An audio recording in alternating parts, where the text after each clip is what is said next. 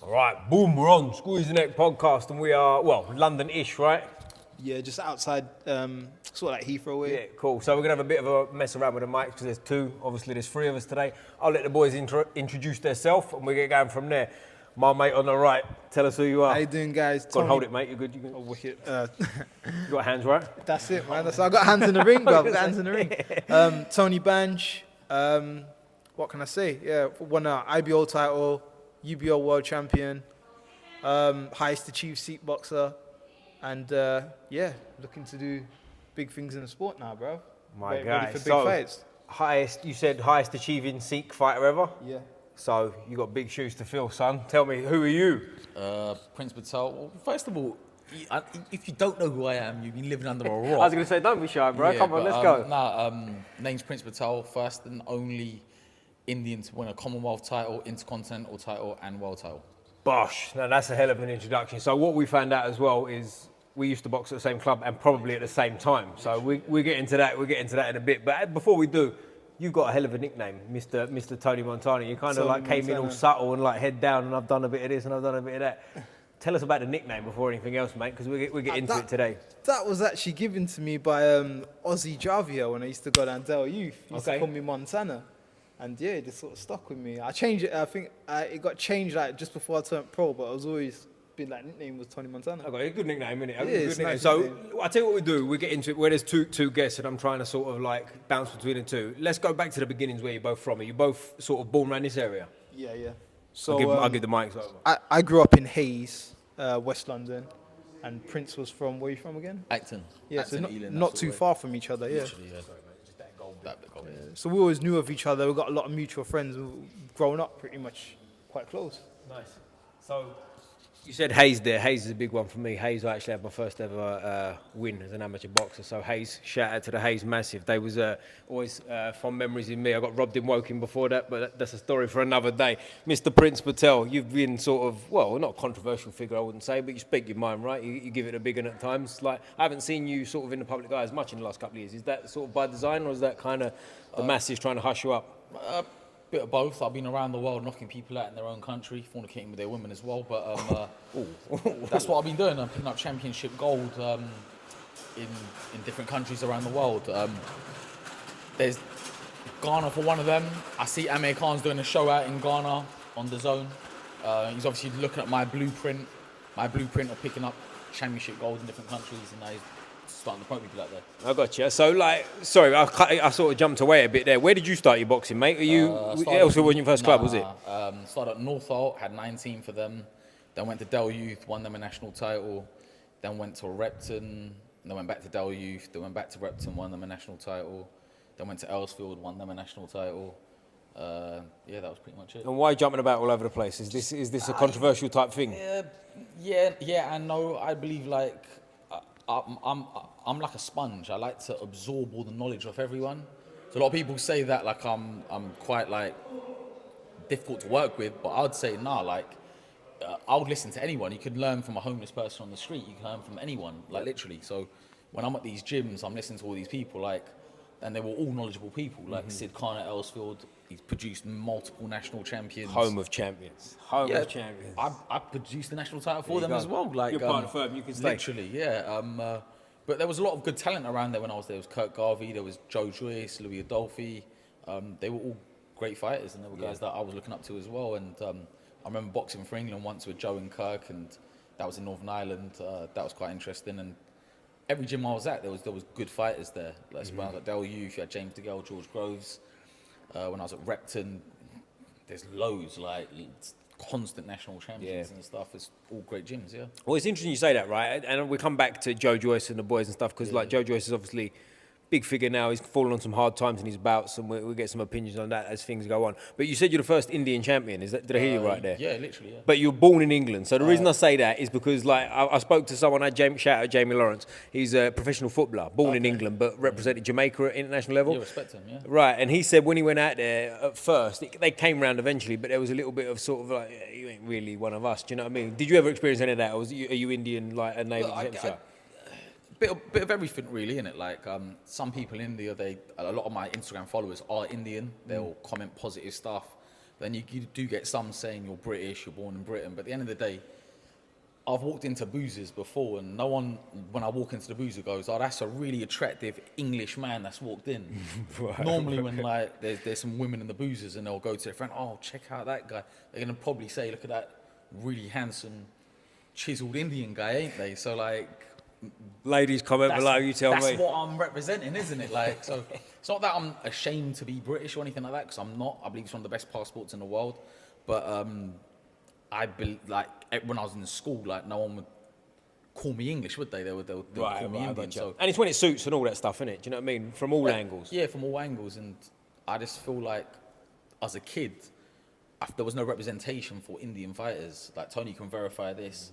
He was in school himself. I'm pretty sure there was no, I think there was only one Sikh professional boxer back then, which is Harry Dahama. Yeah, Harry Dahami, Yeah, from Gravesend. Harry Dahami, yeah, that was the Former only British Sikh champion, boxer. yeah. Yeah, he was a good boxer. Good fighter as well, yeah. But yeah, we never really had any representation for us, like our community or anything. So we thought, come on, we've got to do something about this. We stepped up. That's interesting. Why is that? Is that like a cultural thing? Is boxing just not a big thing? Yeah, I'll be honest, like in the Indian community, like violence is sort of looked down on. Right. So we're sort of more passive, peaceful people. So to have someone doing a combat sport, it was sort of frowned upon, like you're doing something that we go against. And we've had that negativity throughout our career. So only recently, the younger generation that have seen what we're doing, they'll be like, oh, these guys are really representing, giving us a better image, a more positive image, showing that we're not just passive and like people that would just shy away from a fight. Will stand their ground, and we're quite strong. Well, it's like the 4 minute mile thing, isn't it? Do you know Yeah. what I mean? As soon as someone does it, everyone jumps involved. That's But it, what yeah. was your amateur club? I think I cut you off before that. Amateur as well. club, I didn't really box much. I went from Uxbridge to Marlow to Maidenhead. Okay. Yeah, I mean, so how'd what you, between would you say you didn't have many amateur bouts? I didn't have many amateur bouts. The guy who was training me at the time put me in something called the Queensbury Boxing I League. remember that, yeah. So I went straight into that. I did really well in that. And then from that, because I realised that when you turn pro, you start as a pro, you're going to be selling tickets and doing all that stuff. So it's a salesman job, isn't it? Yeah, so I started building my fan base from there quick. So as I was doing the unlicensed stuff, I was thinking, I'm building up a fan base, I'm selling tickets, these guys are all going to keep coming back to my fights. When I did eventually turn pro, already had a massive fan base. Do you know what? It's funny. Like when I helped a couple of years ago, I spoke about it on here before. I helped train one of my mates for a white collar bout, and he's like in his 40s, not a natural fighter, not never done it before, none of that stuff. But like the show he boxed on, I can't remember. I think UWC or something like that. But like, Yeah, ultra white collar. But that's it, mate. Yeah, but like when you turn up, like the lights, camera, action, like it was fucking. Yeah, it was, they do more, it like more pro shows, prestigious yeah. than anything I ever boxed on. Do you know what I mean? You get the level was feel of, different. you get the feel of what it's like Yeah. to do pro boxing. Yeah. Yeah, it's good. But yeah, that's how I sort of got into boxing. That was my sort of amateur career. What age? Really. I was competing from 18 upwards, so So I went fairly late. straight into seniors. Yeah, I mean, yeah. I was training from 14. Did 4 years like amateur learning and stuff. Bearing in mind my dad boxed as well, so like my okay. early years I knew how to gotcha. box. Went into that, started boxing for the club. Always had a pro style. So Right. they said he's not really going to do well as an amateur, but he'll do really well as a pro. And they took me to Jim Evans's. Okay. And from Jim Evans, he said that guy's destined to do well as a pro. He's really good. So just let him have the white collar fights and a few amateurs and just chuck him straight in pro ring. I got you. Nice one. And like with turning over, what weight did you turn over at? I turned over at welterweight. Right, and you still boxing at welterweight? No, I've I was going to say. now I'm big now. Innit? I turned over at welterweight, jumped straight up to super welter, had a lot of fights at super welter, tried middleweight, and then the last fight, I wasn't supposed to box at super middle. I didn't want to go up to super middle, but he got me an opportunity to fight for this belt called the UBO World Title. Yeah, I got you. And he said, bro, I don't think you're ever going to get an opportunity to fight for a world title and become the first Sikh to ever win a world title. He goes, I will take it. So I just took it, man, and it worked out well for me. I mean, yeah, I was going to say the rest is history, isn't Yeah, it? yeah. And like we come onto the journey and stuff as it goes. But if I jump back to you, mate, with the weights, because I think you've jumped up about 600 different weights. And you're like, tell us about your journey weights. Was you a flyweight or light flyweight when you won your first ABAs? Never won the ABs, got to the finals. I won schoolboys. What did you win? CY National title? Sorry, you said national. Junior, sorry, the Golden Gloves, which is the Okay. schoolboys. Yeah. 3 Nations, CYPs again. I got to the junior finals and I got to the senior finals. I got you. And what weights are we talking here? Oh, 42, then it was at like 43 or something, then it was like 46, and then 40, no, not 46, 48 and 48 actually. So yeah, light flies. Light fly was like my last 2 titles, and then I got to the finals of the light flyweight ABAs. Do you know what? I've just had a bit of a flash. Sorry to cut you off. I just had a bit of a flashback. Was you when you was in Elsfield once? Did Sid tell you off once for being in the ring in the main room for dropping your hands and all this stuff? I just had a Do you know one of them mad memories you just had? Yeah, we were definitely in the club at the same time then. But yeah, sorry man. So you box at all these different weights. And where are you boxing at now? Where are you sitting now? Because you're thicker obviously now, aren't you? That sounds crazy. I like anything like super lightweight, welterweight. I'll even do super welterweight. Whichever weight gives the better opportunity to make the most bread is literally what I'm interested in. And what's your most comfortable weight? If you had like if you called all the shots for everything, like what weight would you box at? When I was actually super welterweight, he was sparring me, and he's doing well against me, so he'd do well at super welterweight. Yeah, it's funny. I'm looking at you. You seem similar size walking in here. Like obviously, I've only seen you in clothes and whatnot, right? But I've said, is that no good? No, I just had to laugh at that. I don't know why. Are we going there already? We're getting into this shit already. You know what? It's just my best mate. He's such a jerk. Sorry, I didn't understand what everybody wants to beat him up. I didn't even say anything. You know what you was gonna say. I saw it in your face.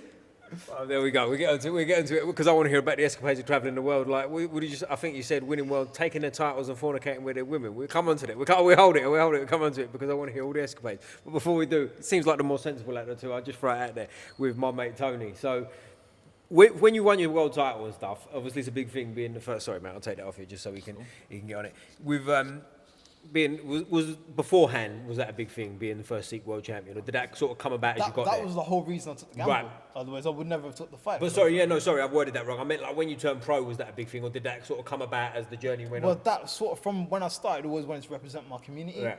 So I sort of, all the way through, I was just saying I want to represent the Sikh community. To have the opportunity to do it on that level, it was like a career highlight. I couldn't turn it down. I got you. I mean, even though the guy I knew I was going there to get smashed up, man.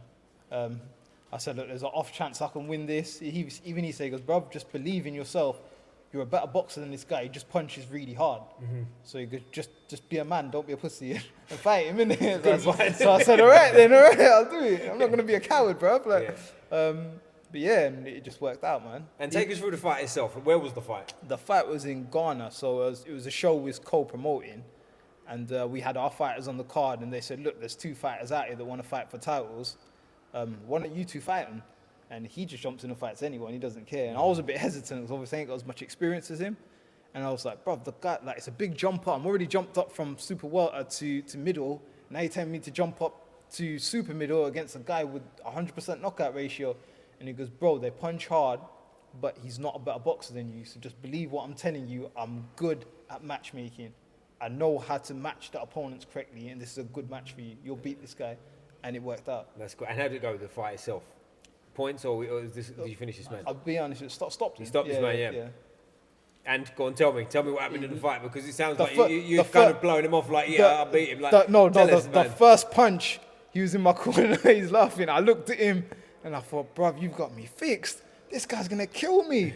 I went back after the first round, I was fuming in my face, and he goes, bruv, take it out on him. Yeah, don't take it out on me. This is boxing. You know the guy's going to hit hard. Yeah. Take it out on him.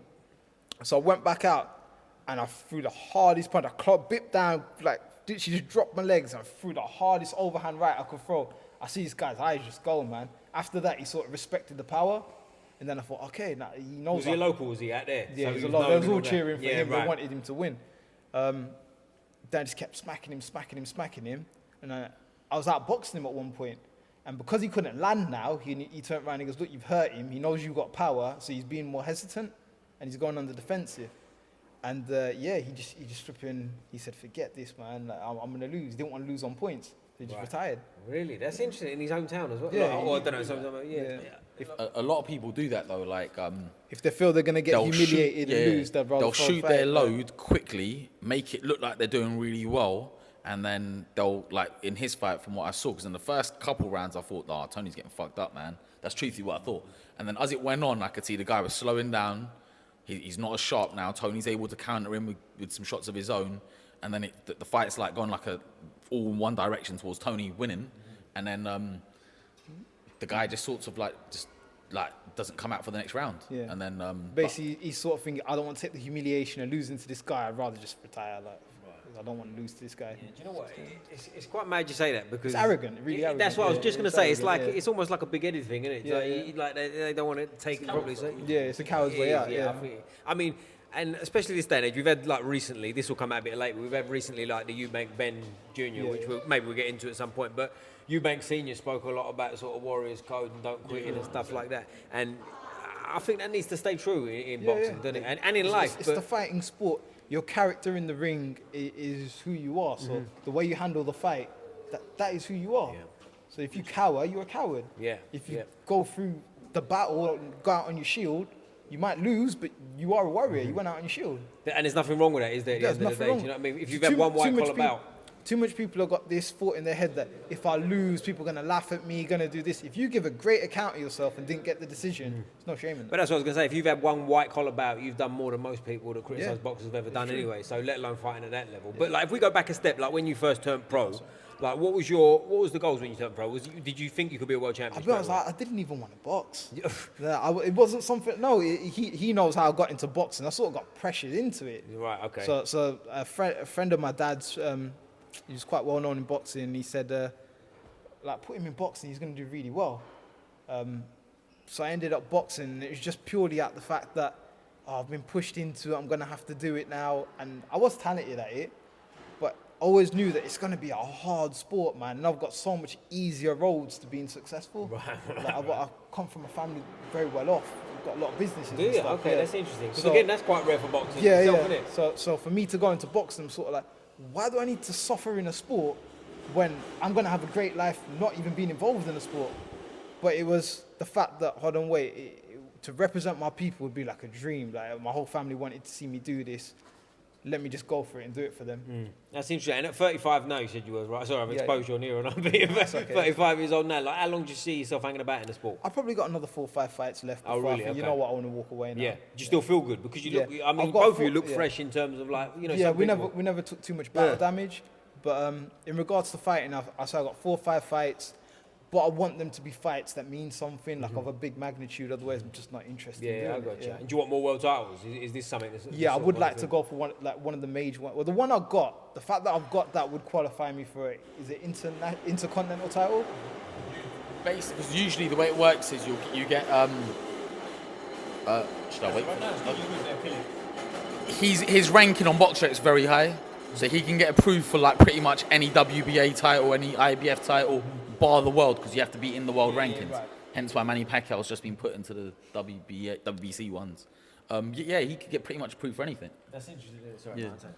But I tell you what's interesting, because like people say about it's IBO title, right? Like people, because Eubank again bringing him up, that people go it's not a world title and stuff like that. Obviously, firstly, it's a very disrespectful thing to say anyway, isn't it? But like first Sikh champion and stuff like that, especially makes it even more disrespectful in a way. But how do you view that? Do you see it as like a real world title? I'll be honest, the IBO I do, the UBO one that I won, I don't. I see it as like a stepping stone title. Although it says it's recognised by BoxRec as a world title, but I don't see it as like the major 4.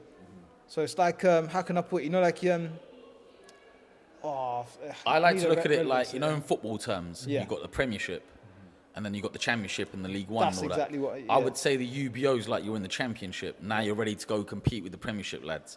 But with the IBO and the so-called top 4, they're all Premiership titles. You win that, you won the Premiership basically. So for example, this is what I like to say, because people say with the IBO with me. I want to say something about this actually. Yeah, go on, mate. So what I don't like as well is, because it's him and he's an Indian, they downgrade the fact that he's a world champion. Right. But even Sky Sports made a comment about a fighter called Nishan Dev. Said he'd be the first Indian world champion. The Zone made a comment about Nishan Dev. Said he'd be the first Indian world champion. If you're all claiming that Adam Azim's a world champion, he's got the same belt as him. Right. So why is he not getting classed as first Indian world champion? So it's defamation. That's interesting. And sorry, I just say that. What do you think about that? Is that because of the way you're a bit outspoken and stuff at times? Does that play into it? Personally, I don't really care, because it's all about self-satisfaction. As long as you feel confident within yourself that you've done what you've set out to do, that's what matters. But when you got gone, even like Bivol won pound for pound. You was gonna say that? Yeah, Bivol's like one pound for pound best.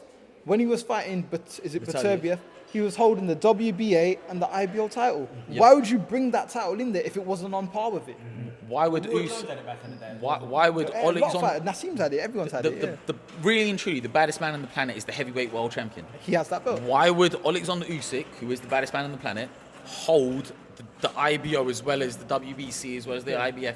Because they have to pay percentages of their purses to these organizations. Why would you just give money out for something that's not legit? In my opinion, why would you do that? Yeah, I hear you.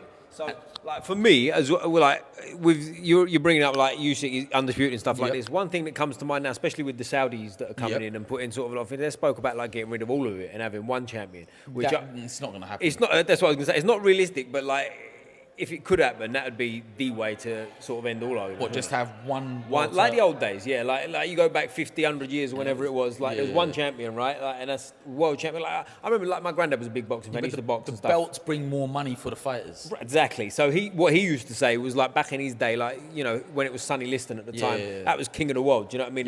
There was no argument, there was no nothing. But like money is the driving factor. But with the Saudis coming in, money doesn't seem to be an issue. Like could there be sort of a situation where, and this is just ideas off the top of the head sort of thing, could there be a situation where you got like champions that are regional champions? So like like there's African champions now, there's European champions now, but they had a bit more sort of prestige about them, if you know what I mean, in terms of they were a real sort of route into the world title. Like a traditional sort of route. Do you know what I mean? Like yeah and no, because I'm always going to be for fighters getting paid more money. Right. But I know with the Saudi thing, you said like money's no option to. Yeah. Like, but I just think the belts are good for it. It's like in the UFC, for example, the model works for them because they're the most recognized MMA sort of outlet.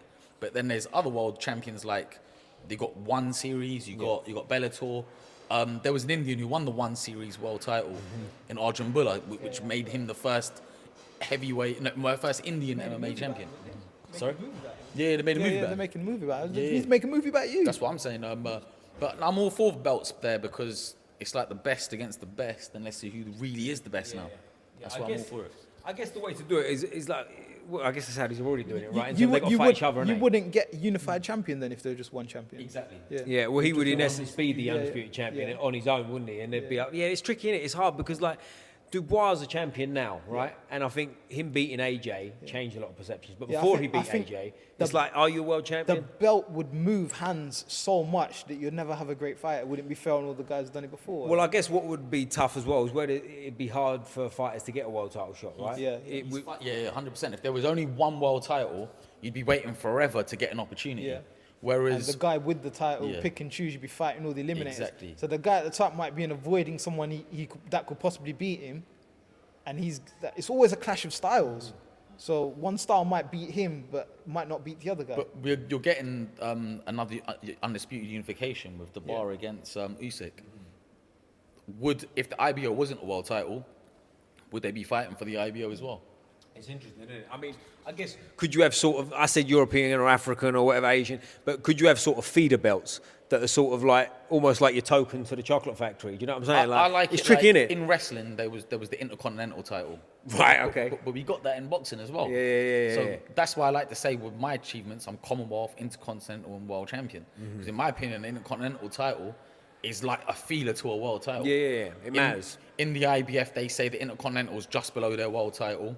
It's a very respected title. Whereas the WBC, they have a silver title, which is their version of an Intercontinental. And would you be satisfied finishing your career if you didn't win one of the big four? Yeah, You would, because yeah. I'm content with what I've done. Yeah. But I believe there's more for me to do. But I'm content with what I've done.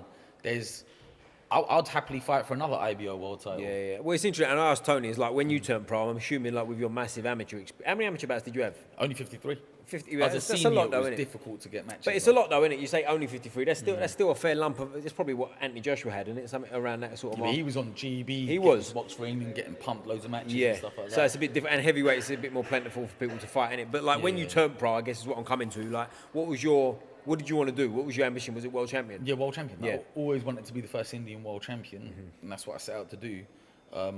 I believe the IBO is a legit world title. I think Alexander Usyk thinks that. I think Daniel Dubois thinks that. I think Tyson Fury thinks that. I think Anthony Joshua thinks that. That's a world title. if Sky Sports are calling it a world title, Then it's a world title. then it's a world title. How can you dispute it? I personally think if you would have asked me a year ago, is it a real world title, I'd have said no. But I feel like as time goes on, where things get splintered and things are getting brought together and the Saudis coming into play and stuff like that, I think it does change the game, doesn't it? And I think like you're saying yourself, when Usyk's got it with other belts, people respect it. If you're doing that, you got to respect it. And Eubanks Senior spoke. I keep bringing up Eubanks, don't I? I'm like a fucking fanboy. But he spoke about when he won the WBO back in the day in the early 90s. I don't really see anyone fighting for the WBO anymore. Until 2007, where the WBO was recognised by the other three organisations. Well, that's what he was saying. Like when, he was saying like it wasn't part that's of the like form. when Barry Jones won it, it wasn't recognised. Right. It's just Same as Chris Eubank when he won it in the 90s. Because I would consider Barry a world champion. Yeah, exactly. Yeah. And that's where it's not an easy answer, is it? Because there's different ways, and I think when you start looking at sort of, not that I'm knocking it, but women's boxing, right? Some world champions have got 7 fights. Yeah. Like it's a different game, and that's when I think it milks. It's not as competitive. That's what I'm getting at. So like the reason I related to that is like when Chris Eubank Jr. won his first IBO, I think he'd had about 11 bouts. I might be wrong on that. Don't quote me, but like. That's when you go, do you see what I'm coming from? It's like he'd already won a British title at that point. Yeah. right. So it's case by case, isn't it? I think in certain ways, but Lomachenko was a world champion in his third or fourth fight. yeah, and he fought for it in his second, and some people thought he won it. Do you know what I mean? It is what it is, but like going for it's tricky, isn't it? It is individual, yeah. There's not an answer that we're going to come to sitting here, is it? It's just the way they do things, isn't it? But I'll tell you one thing that was interesting. Sorry if I can take it off you, mate. Is one thing that's interesting is when you spoke about UFC. Are you a UFC fan at all? Yeah, kind of ish. Because I'm a massive martial arts fan, right? You can see the state of my fucking ears. Yeah, but they, cauliflower. all right, mate, I brought it up. All right, chill out. But like when you say like baddest man on the planet, Usyk, I think there's a geezer in the UFC that might argue that. We're splitting hairs here, but you know what I'm saying? Yeah, but that's just like in their disciplines I'm referring to. Like in there's I don't like Usyk's by far the best heavyweight boxer on the planet. Do you think he's by far? Yeah. Yeah, like what he's done to two other very bad. I tell you the men. only reason I asked that, and I'll ask your opinion in a minute as well, mate. Is like I think he is. I agree with you. I'm not arguing, but I feel like Fury might be a bit on the slide, and I feel like the Fury that beat Wilder, especially the second time, I think that Fury might beat him. No, but in the Wilder fights, a lot was taken out. That's of him. what I mean. Yeah. But also the thing is he was able to physically manhandle Wilder, because if you actually look at Wilder, his boxing skills ain't that great. Right. He doesn't really throw a jab properly. He doesn't move his head properly. He just windmills big shots, and because he has elite level power, he can knock guys out. But if you actually watch him properly, he ain't the greatest boxer in the world. I know he's had 10 world title defenses. But like, he got superpower though, hasn't he? Yeah, Do you know what I mean? crazy It's funny you power. say that. Like, and I was lucky enough to train with Malik Scott at the weekend, Scott, who spoke about this a little bit, and I won't go into it because I don't want to butcher it and like talk for it. Do you know what I mean? But he was saying about like superpower, sort of. He's got that one punch and how to implement it and things like that. But Wilder, I think he's one of them guys that will never get the credit he deserves, because despite his lack of what's perceived as skills, until he met Tyson Fury, he always found a way to win, and I think that was counts. the one punch. But in the first fight against Fury, I believe it should have been counted out. Do you? You 100%. do. You can't. It's not down to the referee's discretion whether the guy's been knocked out or not. You have 10 seconds.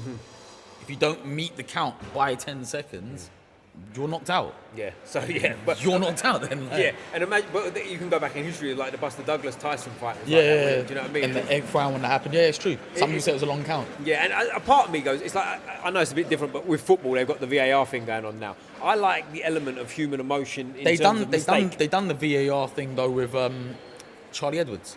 He got himself knocked out with a body shot against They did, they did. Martinez, that's right. and then they changed it as a no contest, That's right.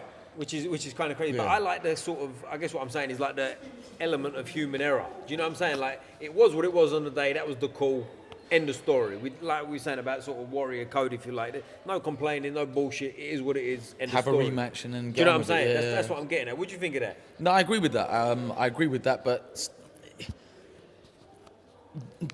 VAR in boxing, what are you really using it for? Is it like, oh, was it a low shot? Did it come round the side? It's like, You kind of stop starting boxing. you'll be, because people are going to be able to get their energy back and stuff And like it can that. go the other way too. You can get cold, can't you? We've Yeah, all been there you like could in be. sparring where you waited too long and then you're shit. You know what I mean? I've actually seen that happen in Ghana. There was a UK fighter called Martin Hillman, went out there.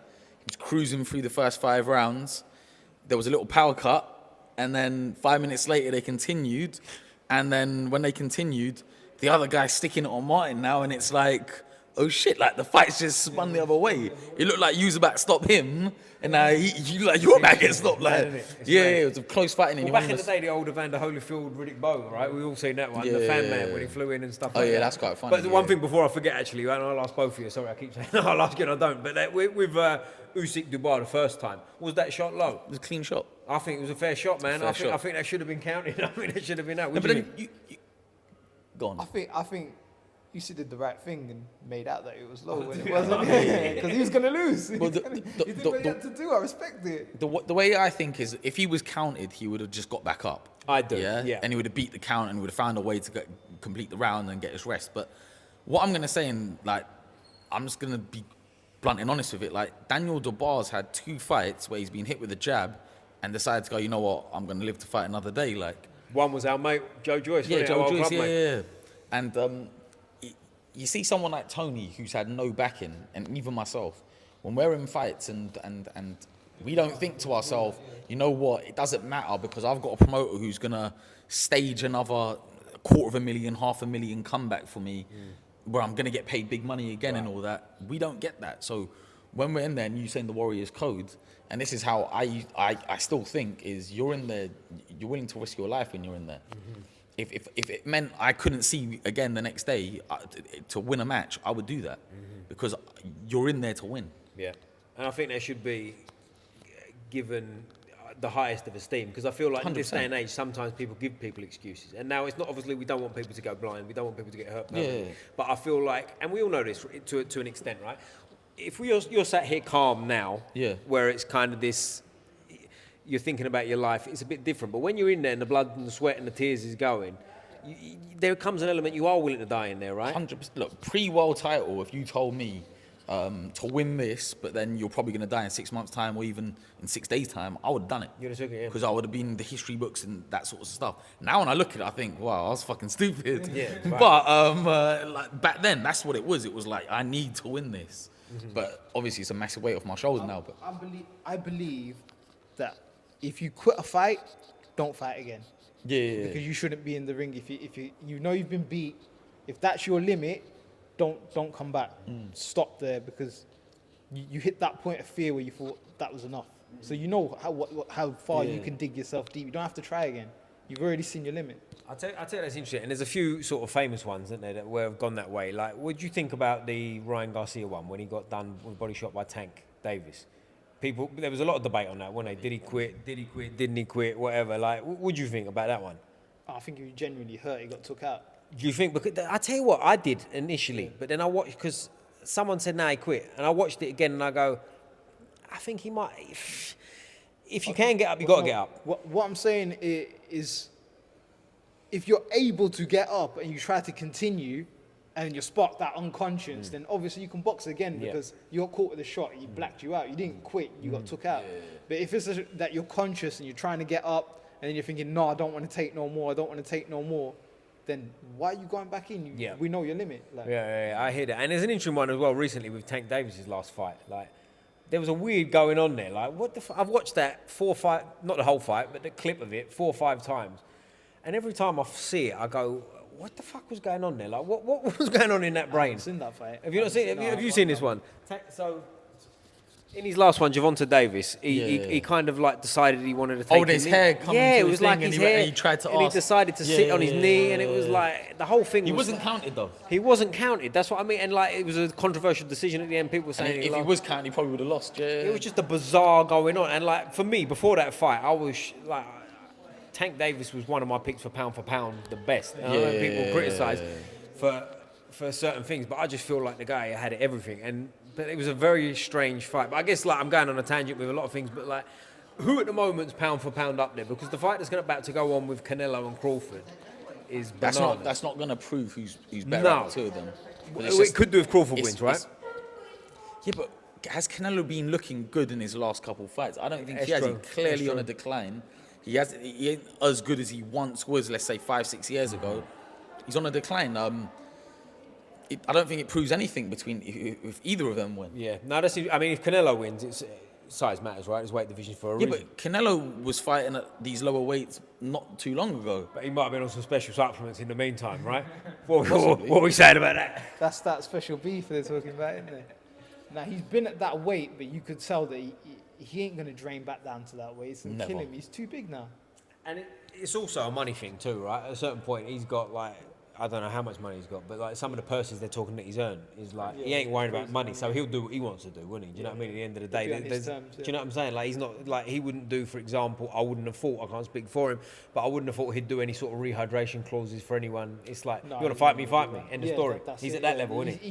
He's proved himself. There's Yeah. nothing left to prove. It's just, if you want to test yourself against me, I've got to get paid, and you can have a test. And he's also what people don't speak about enough, I think. He turned pro at 15, fighting grown Yeah. men. Like, I don't care who he's fighting. I actually looked through his early record, like, 'cause I thought, how did he build himself to champion? You could see he was just really managed carefully. Yeah, Like, but even still, like even if you're fighting journeymen, if you're a 15-year-old boy to Yeah, beat yeah. grown men is a hell of a task, isn't it? Do you know what I mean? And like I think he's 35 soon, so like that's 20 years as a Yeah, pro. he's been fighting. Like to your point, him on the decline, that catches you, doesn't it? Of course it does, but to be pro for that long, it's a great achievement, and also to be at the level he's been at. I remember seeing him fight Floyd in Yeah, he was 24 2013 years or old something. or something like that. Yeah, when he fought Floyd. Pound for pound yeah. best. Like. Done really well against Floyd as well. Obviously, you can see it was a level difference, but I believe Floyd's the best sportsman of all time. So Do you really? That's 100%. Wow. Okay. Yeah. done everything.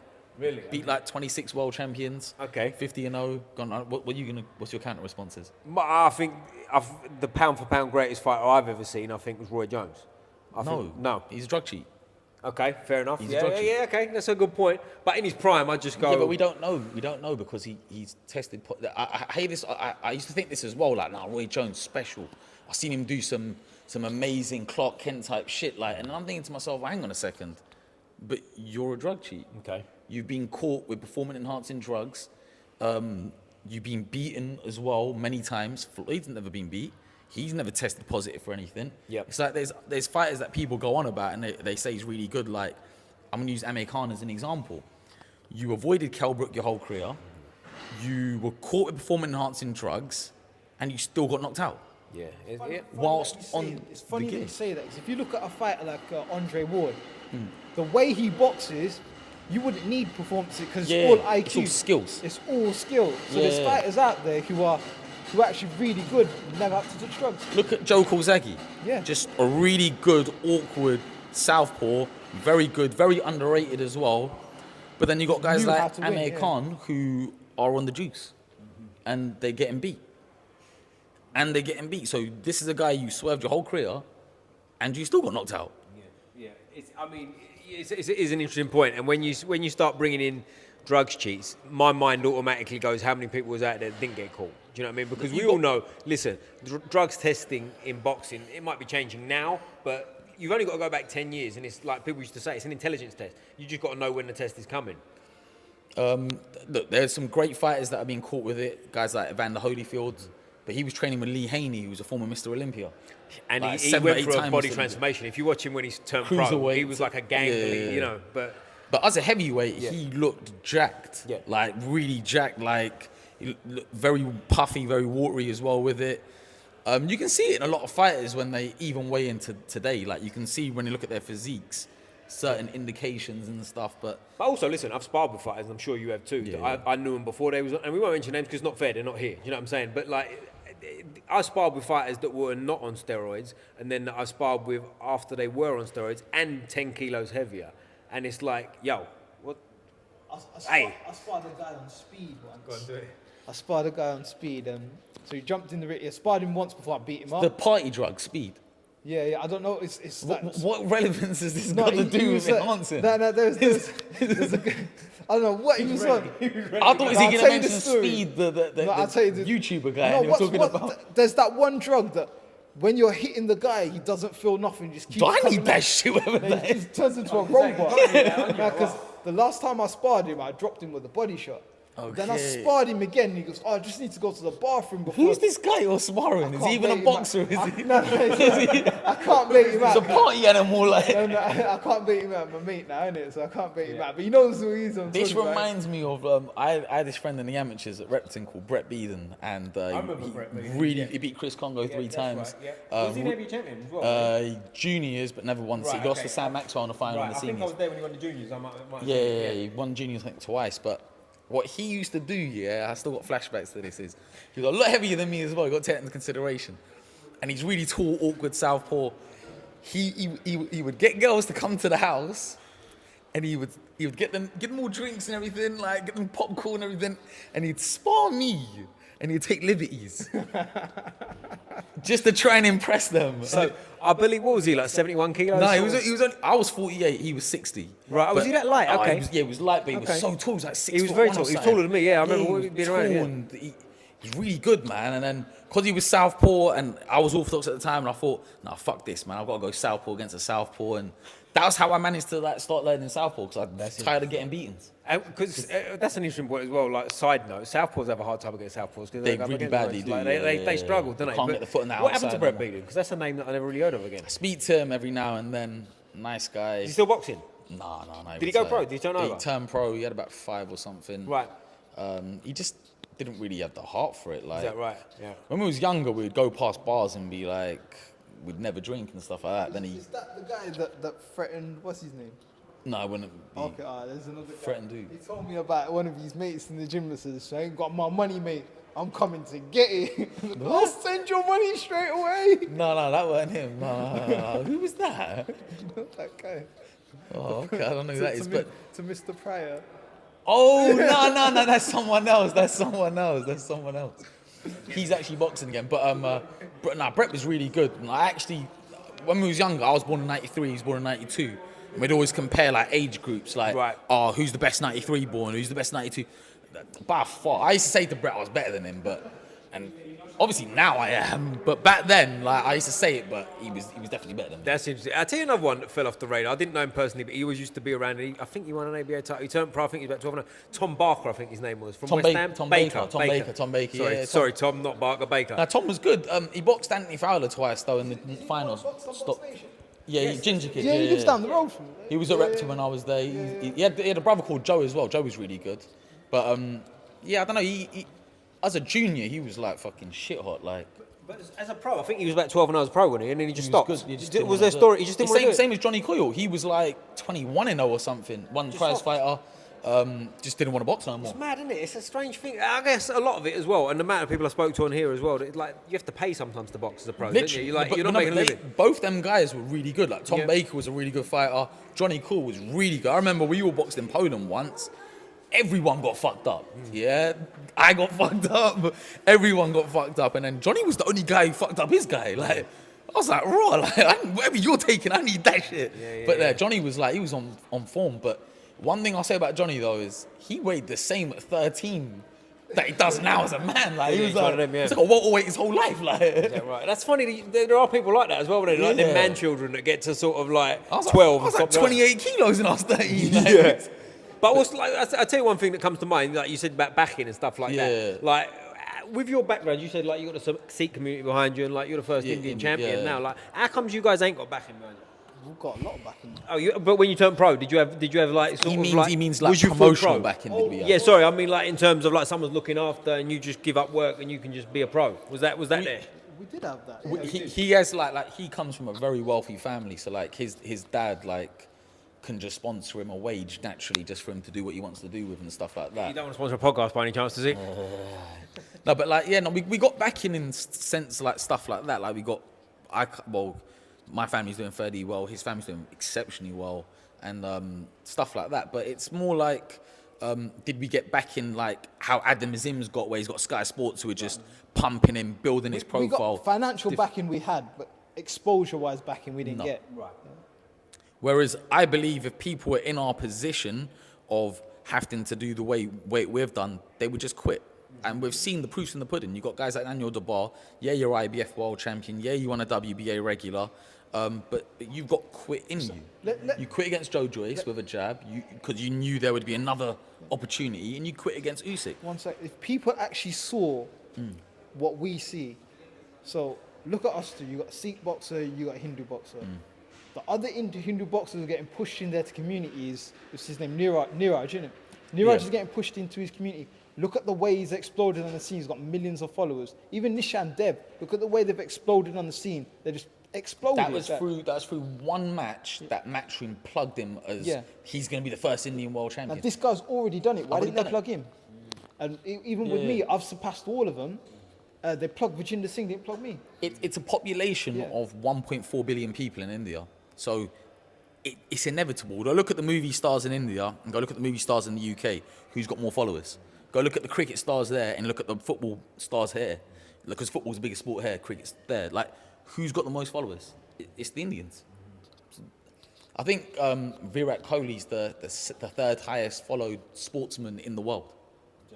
Yeah, I think Ronaldo's the first. And then Well, that's it. I think you'd be able to help me out on this cricket. Sachin Chandorkar. Yeah, he's Indian. Yeah, because someone's saying to me about him. It was. I can't remember who it was. Fucking hell. It doesn't matter. Anyway, exactly. He was saying, look at his Instagram following. Look at this. And I was like, wow. Like, he's a legend. That's like the Muhammad Ali of cricket. Is that right? Is he that 100%, big? Is he that, yeah. One of the greatest of all time. Yeah. He's got his own village statue. They worship the statue. Is that right? It's mad that, isn't it? No, but he brought great honour to the country. So Yeah. Well, you hear about these people, don't you? Like Maradona, like in Argentina, like Napoli as well, especially. I don't know if you've ever spoken to anyone from Napoli. There's an Indian actor called Shah Rukh Khan. He's considered like as a king. Is that right? Yeah. And what is that? Is that just like with the Indian people, because there's so many people, they all take him on board, and it's like... What is in the Indian community, if you do something great for the community, they respect. It's like most countries. In Colombia or Venezuela, you win a world title, the government buys you a massive house with pool and stuff like that. Right. So it's but in the UK though, like if AJ won a world title, the government ain't gonna give him something like that. I don't think he needs it. It's Right? like I think he's all right. Naz, who used to manage him, Prince Nassim, he had his picture on the postage stamps in the Yemen. They gifted him cars and stuff like that when he was out there. That's interesting. But that's because he's Yemenis and he was proud obviously to be Yemenis and they done stuff for him. And Naz used to look after you, did you say? Yeah. We'll get onto that because I'm a big fan. He of was Naz. he was Naz's protege. Like I remember because I knew Tony, but I'm looking on the outside perspective, and obviously everyone loved Naz, innit? Like, and I'm looking and I'm thinking, like. I knew Tony was good because I remember he used to come to the Dell and spar guys like Dion Jummer and stuff. But then I was getting fucking backing on Naz here, which to anyone that's big serious. Yeah, but just before I forget, because we get onto that. But like with Dubois, you said about his quitting. Yeah, he's quit twice. Is that right? Look, he has. To clarify, the bar would probably take my chin off my shoulders if he was sitting, but I he agree. quit like I this. agree. But I agree. I think it's important. Again, Warriors Code type thing. I think it's important to tell the truth. He did quit twice. He did with a jab. My question is, can you overcome that and can you become a new person? No, but it depends why you're fighting. Like, if you go get like a homeless, like let's say you got like a fight, like this is how I like to look at it. I won the world title against an 18-0 Nigerian who was a WBC international champion, like defended like 3 or 4 times, really good fighter, world ranked with the WBA, all this sort of stuff. But I know his paychecks were nowhere near as much as Daniel Dubois. So I know he's got that mentality of, I'm willing to, the same thing I had, I'm willing to die to try and win, yeah? So when I'm beating a guy like that, even if the guy had a Daniel Dubois, oh, my eyes hurting a little bit, I'm just going to, you know what, he's going to get up and go, like, because I think what actually happened in my fight was, I think he pulled his hamstring. He still got up and continued trying to fight with his, and he's limping and all this stuff, and still trying to fight and stuff, and I managed to hit him with a clean 1-2, which put him out, but he was still willing to fight with a hamstring pull or something like that. And Daniel Dubois wouldn't have done that because he's been given life differently. When I say been given life differently, I'm not saying his family comes from wealth or anything. I'm just saying he's been given big paydays and he doesn't need to do it to the level that someone like who hasn't got them paydays. Now, the same thing could be said with Tony. Like, and I've always said this to him. You come from a very rich family. You've got. He doesn't have to work. He could live off whatever his family give him, and even his businesses. He could have some other idiot do the work for him. He's walking away with 7 figures a year, like easy. Doesn't have to box. So that's why I tell him when you're boxing, if you don't want to box, don't box. But if you do want to box, you know what you're boxing for. Well, that's it. I tell you why I ask it, and I've given this as an example on here before. And one thing that comes to mind is David Haye. So, like when David Haye lost to Klitschko, he got on the stage, on my little toe and all this kind of stuff. Now, later on in his career, he fought with Tony Bellew, right? Yeah. And clearly his fucking ankle went to shit during the fight. Achilles, yeah. And he didn't quit. He didn't mention it. He never made an excuse after. Now, I know it's not as clear cut as like what Dubois did when we're saying he quit. Yeah, but David Haye with the toe injury, he didn't quit in the ring. No, he didn't say in the excuse. ring. It was one of the reasons he gave to why he felt he lost. Now I respect that because you completed the rounds. Yeah. You What do might you think about excuses? Because I'm one of them that I just feel like I don't care. Never mention it ever. I think you know, and whatever your beliefs are, God knows. Okay, I That's all that matters. get that. But David's a very knowledgeable and smart man, and he's not stupid. Mm-hmm. If he's going to come out with a reason for losing is his toe, I believe it. Mm-hmm. Like I know George Foreman said when he lost to Muhammad Ali that he said like, look, there's no way Muhammad Ali could have beaten me. I must have been food poisoned. I must have been this. I must have been that. But for David could come out with anything. He could have come out with, my hand hurt when I hit him in the first round. He'd come out with any excuse, but he'd come out with the toe. No, his by toe the way, must have hurt him. I also believe him, by the way, but I feel like later on in his career he didn't use it as an excuse, and I feel like because he must have got rehabilitated. yeah, but I feel like do you see where I'm coming from though? Where it's like I just feel like sometimes you should never make an excuse. You should bow your head, take it for what it is. When I lost in Saudi Arabia and I lost on points for a world title, I never made no excuses. But if I was really deep and true about it, look, when you're fornicating with 3-4 women in a hotel room the night before your fight, and even in the build-up on the week, and this is in a country that you shouldn't be doing this stuff, yeah? I was willing to lay it all on the line to pleasure some Saudi women, yeah? Laid it all on the line. And what's the score with that now? You allowed back in Saudi for doing that, or what? Well, I haven't been back, have I? But, look, I regret it, like, because obviously there's an old saying, once you come to your senses. And I come multiple times, and I come to my senses multiple times after. And I think to myself, that was the reason why I wasn't able to just let my hands go that night and do what I was supposed to do. Because I believe anyone that's the same weight as me, if I land on their chops, they're going to sleep. Mm-hmm. Like there's fighters that are around my weight at the moment. You got Adam Azim. He's a former Commonwealth champion, current IBO world champion. You seem like a boxing man, right? Mm-hmm. If you take away O'Hara Davies from his record, who's he beat? Well, one of our club mates he beat, didn't he? Conor Marsden. He got him out there early. Done him around. Got him quick, but caught him cold, and it is weird. Conor has been on here. Shout out Conor. Great. I used to spar Conor all the time. Yeah, good friend of mine, Conor. I like Conor a lot. Like. Yeah, very. But that's kind of the point I'm about to make. I feel like Conor should have been at a different weight. He should not have hung around for so long. He's not like 6'3" or something. Oh, yeah, like, legit. He's at like, least 6'2". Like at least 6'2". Like legit. When guys go above 6'2", I think everyone's like 6'4". But do you know what I mean? He might as well. But he's like. He's huge. He would have been tall. No, but for he up. was even doing like 48, 51 roughly when I was at Earlsfield. Yeah. And he was like 6 foot then. Yeah. Like, he came in the gym bare like tall, like yeah. When he started boxing, I think he was about 15, 16, and he was 6 foot and like. Let's take away Conor because you know him because of personal like stuff. Who else does he beat? Yeah, no, it's a fair point. Ryland Charlton, who lost to Dylan Chima, like. Who's he beat? Did you not rate him, Adam Azim? No, look, he's a good fighter. He's a very good fighter. He's a good amateur.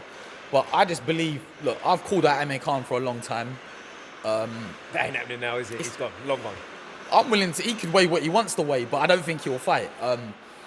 His brother's messaged me a couple of times. He said some disrespectful comments about drinking cow piss and stuff like that. Right, okay. He'll be sorry if I see him in person. Obviously, I'll have to slap him into the middle of next week or something. And that's legit, is it? Like on the street, that's on. 100%. He disrespected my mum, who's a saint, and he disrespected my faith. So, and millions, nearly a billion of other people's faith. So, the years of being passive meditation, that's gone. Like he will have to. Is he still boxing? No. He decided to quit. He called me out multiple times and then decided to quit. Okay. And then the funniest thing is you can't diss someone and mention stuff like cow urine and all that and have a picture of your wife up there who looks like she's your cousin. You can't do that. Your wife looks like we already know he's ugly himself, yeah? And she looks like you. Like, let's be real. Your girl, like, I don't put a picture of my family just for security reasons, but you're putting up pictures of your wife and she's clad. Like, what's all that about? Like, you basically get under pressure from an ugly girl to put pictures of you up. And I'm going to say it. Look at the state of his son. Look at the state of him. Like, that is the product of inbreeding. And I'm not for it. First cousin marriages, I'm not for it. Shouldn't be allowed. So this is real. This is on site. If this reaches 100%. Haroon Khan, I believe. Haroon Khan, yeah. He's a fucking idiot. Why would you disrespect my mum and then disrespect my on site? But I actually believe that this is something that this is just an opinion, speculation, just in case they try to sue me. I believe their family are like this. I believe they got problems with people like me. I believe this is something that he didn't just come up with this on his own. I believe like the dad's probably said it. The mum's probably said it. It's like no one's born a racist. No one's born and gone like, oh, you know. When you say people like you, what do you mean? Well, I'm a different like religion term and I'm a different country term. So obviously he has a problem with Hindus and Indians, which isn't cool. It's like no one's born a racist. You've picked up this stuff. He's picked up this stuff at home and it's not on. It's disrespectful. And he will, if he ever sees me, I've never met him before, he will firm a big slap. And realistically talking, there's nothing he could do about that. Right. When you think about Amir Khan as well, I've said the facts. His wife sends him pictures of other men that she wants to be with.